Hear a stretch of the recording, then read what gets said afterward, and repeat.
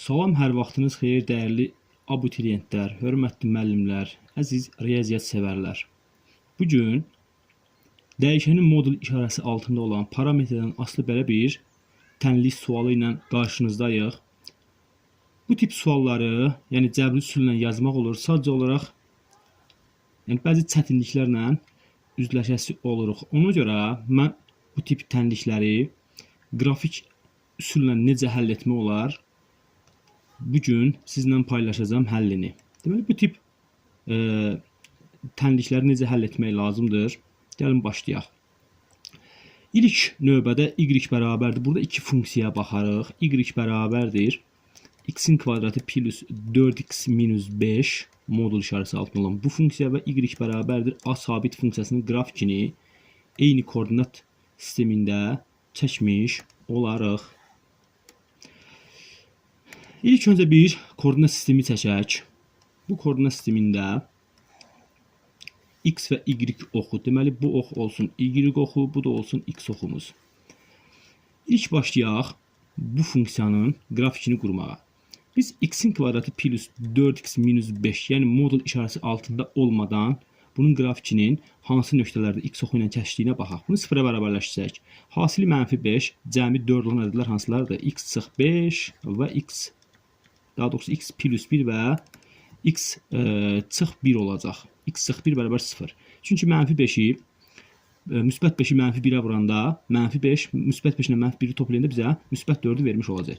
Kökləri x plus 5 bərabərdir 0, x-imiz bərabərdir 0 çıx 5, x bərabərdir -5 və x çıx 1 bərabər 0, x bərabərdir 0 plus 1, x-imiz bərabərdir 1. Deməli, 5 və 1 nöqtəsində verilmiş funksiyanın qrafiki x oxu ilə kəsəcək. Bəs bunun ən kiçik qiymətini necə tapmaq olar? Ən kiçik nöqtəsini və ən kiçik qiymətini necə tapmaq olar? Gəl ona da baxaq. Bunu törəmə ilə də yazmaq olar. Törəmə bilənlər bilir ki, verilmiş x-in kvadratı plus 4x çıx 5. Bunun törəməsini tapanda, y bərabərdir bu. Törəməsini tapanda bu olacaq 2x plus 4 bərabərdir 0-a bərabərləşəcək. Yəni törəməsini 0-a bərabərləşəcək. 2x-imiz bərabərdir -4, x-imiz -2. Deməli, x-in -2 ən kiçik, x-in ən kiçik qiyməti -2 olacaq. -2-ni də aparıb baba burada yerinə qoysaq, olacaq -2-nin kvadratı 4 çıx 4 dəfə, deməli, plus 4 dəfə -2 edir, -8 və çıx 5 olacaq neçə? -9. Deməli, -2 və -9 nöqtəsi. -2 nöqtəsi olsun bu və -9 nöqtəsi də olsun bu. Yəni, bunun təpə nöqtəsi olacaq bu nöqtə. Aydındır? Bəli. Təpə nöqtəsi bura olacaq. Hansı nöqtələrdə kəsəcək, onu da bildik. Gəlin bu funksiyanın qrafikini, modul işarəsi altında olmadan bunun qrafikini çəksək, bu funksiyamız belə olacaq. Baxın, belə bir yaşıl qrafik, baxın, parabola. Parabola çəkmiş olarıq. Və bu nöqtələri də bilirik ki, bu olacaq, bayaq tapmışıq nöqtələri, -5 və bu nöqtəsi də olacaq, müsbət 1 nöqtəsi.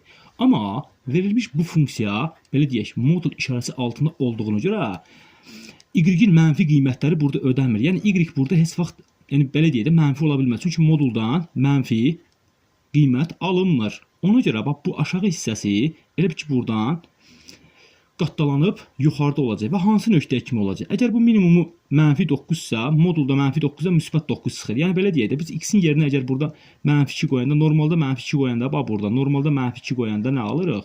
Normalda -2 qoyanda alırıq -9. Amma modul içərisində -2 qoysaq yerinə, olacaq, deməli, -2-nin kvadratı 4 çıx 8 minus 9, -9 moduldan da çıxacaq müsbət 9 kimi. Yəni, bu qatdalanıb hara gələcək? Müsbət 9 nöqtəsinə gələcək. Bax, müsbət 9 nöqtəsinə.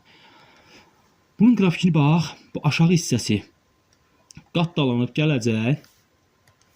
Aşağı hissəsi, bax, bu -5 ilə 1 aralığında olan qiymətləri bax, qatdalanıb gələcək, bax, 9 nöqtəsinə kimi. Gəlin, bunun aşağı hissəsini silək. Yəni, bu hissə yoxdur artıq.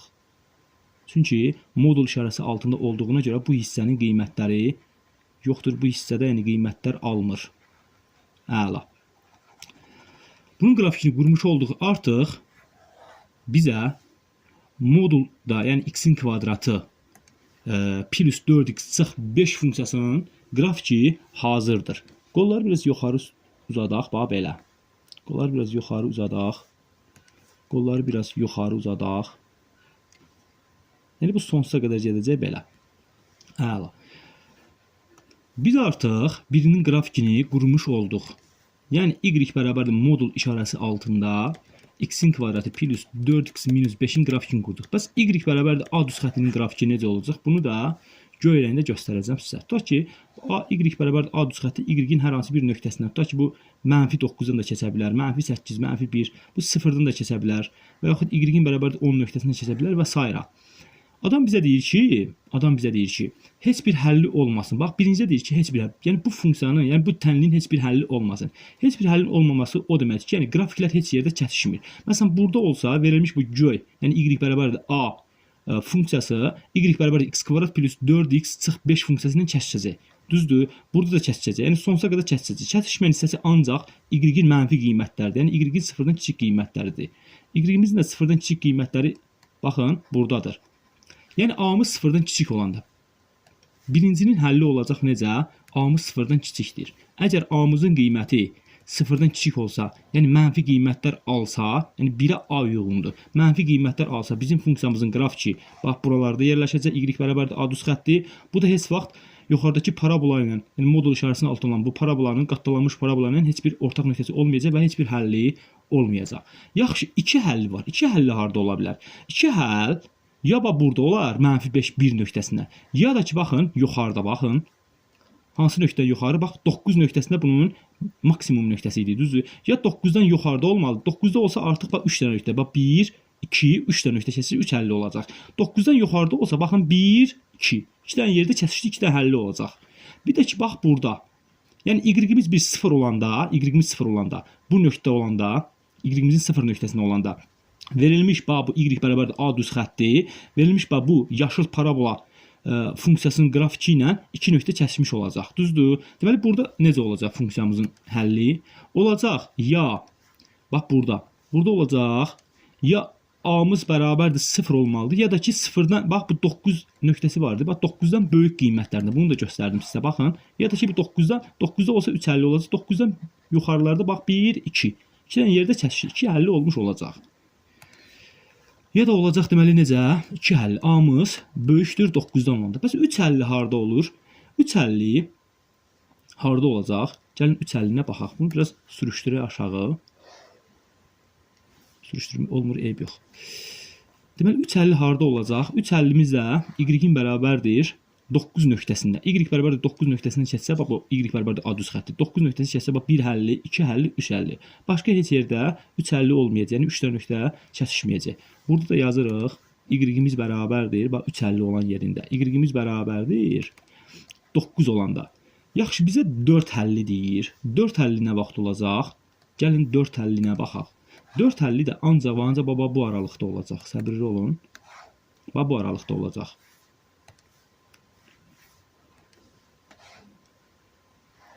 Bax bu aralıqda olacaq. Deməli 9-da 3 həlli idi. 9-dan aşağılarda ta bu 0-dan da yuxarıda bax. 0-da 2 həlli olurdu, 9-da 3 həlli olurdu. Bu aralıqda baxın 1 2 3 4. Məsələn sürüşdürdü aşağı bax 1 2 3 4 dənə yerdə kəsişdi. Bax bura qədər 1 2 3 4. Yəni 0-dan böyük və 9-dan kiçik. Bax bu aralıqda artıq 4 həllimiz olmuş olacaq. Deməli bu 4-cü şərtdə də ancaq a-mızın qiyməti, çünki y bu aralıqda 4 dənə həll ala bilər. 0-dan böyük və 9-dan kiçik olacaq. Ümid edirəm faydalı video oldu. Videoların davamlı olması üçün kanala abunə olub videoları bəyənməyi unutmayın. İzlədiyiniz üçün təşəkkür eləyirəm.